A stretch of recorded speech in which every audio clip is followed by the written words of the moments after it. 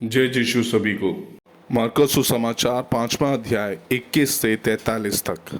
यहाँ हमको देखने को मिलता है ये जो पद है वो दो भागों में बटा है, जहाँ आयर की पुत्री जो रोगों से ग्रस्त है उसके बारे में बोला गया है और रक्तस्राव से पीड़ित स्त्री के बारे में। आयर नाम का एक व्यक्ति अपने बेटी की चंगाई के लिए परमेश्वर के पास आता है। वो सभागृह का एक अध्यक्ष था। वह यीशु को देखते ही अपने चरण पर गिरा। यहाँ देखने को मिलता है बहुत बड़े बदलाव का।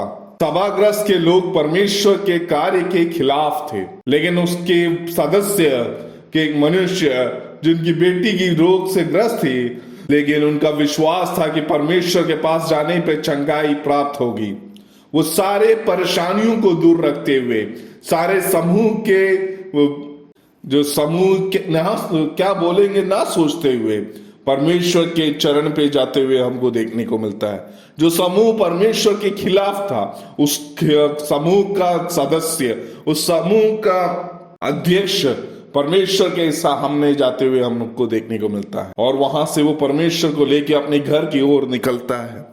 तो भीड़ उनके साथ लगी रहती है। बहुत बड़ी भीड़ है, परमेश्वर को सुनने को चाहता है, बहुत चंगाई चाहते हैं, वो परमेश्वर के साथ चल रहे हैं। तब एक मनुष्य आता है और वो अध्यक्ष को बोलता है परमेश्वर, और हमको देखने को मिलता है वो मनुष्य परमेश्वर से याचना करता है और बोलता है मेरी बेटी मरने पर है, कृपया चलिए अपना हाथ उस पर रखिए कि वह स्वस्थ हो जाए। यीशु ने उसके साथ चलते हुए आगे बढ़ते हुए हमको देखने को मिलता है। जन समूह उनके पीछे हो लेते हैं। तब एक 12 वर्ष से रक्तस्राव रोगी व्यक्ति, वो स्त्री उस भीड़ में कैसे परमेश्वर को छूने के लिए चाहती है, क्योंकि वो अपने इलाज के लिए जितना धन था वो सारे चीज खर्च करके, लेकिन उससे कोई फायदा नहीं हो पाया। अपने जीवन में अनेक रास्ता उन्होंने ढूंढा, लेकिन उसके जीवन में कोई सफलता नहीं मिली। रोगों से उसको चंगाई नहीं मिली और उसका दशा और बिगड़ती गई। परमेश्वर के बारे में उन्होंने सुना, वो और उस भीड़ के पीछे हो लिया और वो अपने परमेश्वर का वस्त्र को स्पर्श किया, क्योंकि वो सोचती थी यदि मैं यीशु के वस्त्र को ही छू लूंगी तो स्वस्थ हो जाऊंगी। तुरंत उसके रक्तस्राव बंद हो गए और अपने अपने शरीर से वो अनुभव किया कि वह रोग से मुक्त हो गई। उसी क्षण वो शुद्ध हो गई। उसी क्षण उसके जीवन में परिवर्तन आ गया। हम भी जब अपने जीवन में परेशानियां होती हैं, जब हमारे जीवन में हम रहते हैं, तो हम सोचते हैं अगर हम परमेश्वर के पास जाए तो चंगाई हमें मिल सकती है, लेकिन क्या मैं और आप उसके सामने जाके बोलने के लिए तैयार होते हैं? डरो मत, विश्वास रखो। वही स्त्री का मीन ये था। जब आप अकेलापन महसूस करें, जब आप किसी चीज से डरे हैं, जब अपने जीवन में असंभव हो महसूस हो, या अपने जीवन में ऐसा हाल हो जब हमको लगे कि हमारे जीवन में इसका कोई समाधान नहीं है, परमेश्वर की ओर देखो। परमेश्वर चंगाई देता है। परमेश्वर की ओर विश्वास से आगे बढ़ो, वो हमारे जीवन में परिवर्तन लाएगा। डरो मत, सिर्फ विश्वास रखो। एक विश्वास मात्र से हमारे जीवन में परिवर्तन आ सकता है। उसकी चंगाई की शक्ति हमारे चिंता से भी परे है।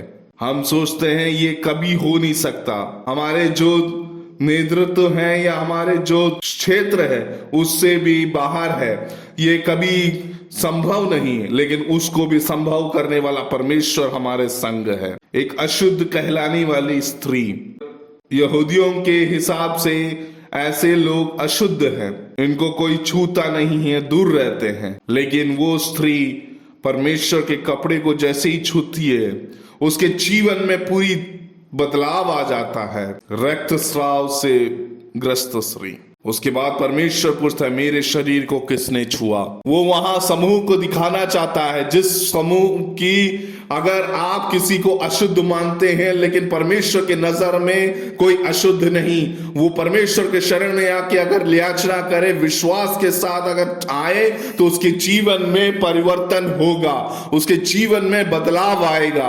वो हमको देखने को वहां मिलता है। उसी तरह जब जैरस की पुत्री के घर पहुंचने वाले होते हैं तो उसको जल्दी खबर मिलती है कि उसकी पुत्री की देहांत हो गया, लेकिन परमेश्वर उसको नजरअंदाज करते हैं और वो वहां उनके घर पहुंच जाते हैं।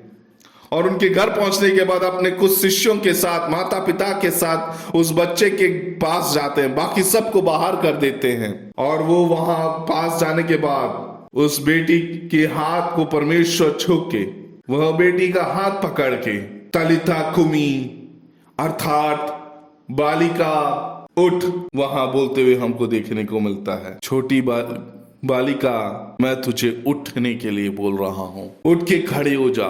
बालिका उसी क्षण उठ कर बैठ जाती है और चलने फिरने लगती है, क्योंकि वह 12 वर्ष की थी। लोग बड़े आश्चर्यचकित हुए। कुछ इस बालिका को खाने को दो। देखिए, हम यहाँ दो तरह के विश्वास को देखते हैं। एक स्त्री की विश्वास को देखते हैं जो 12 साल से परेशान थी, और दूसरी एक 12 साल की लड़की के बारे में देखते हैं जिसके पिता के विश्वास ने उसके जीवन में परिवर्तन लाया था। विश्वास परमेश्वर की ओर बहुत अमूल्य चीज होती है। हम और आप इस उपवास के समय अपने आप को परमेश्वर के करीब ला पा रहे हैं, अपने विश्वास को ठोस कर पा रहे हैं, अपने विश्वास में आगे बढ़ पा रहे हैं, वही अपने को मेन ध्यान देना जरूरी है। विश्वास से अपने जीवन में बहुत बड़ा बदलाव कर सकते हैं। हमें परमेश्वर के ऊपर विश्वास रखना चाहिए। आए हम परमेश्वर की ओर विश्वास रखें, अपने जीवन में परिवर्तन लाए, और हमारे संग जो लोग हैं उनके जीवन में भी हमारे कारण बदलाव आए। परमेश्वर हम आपको अनुग्रहित करे। आमीन।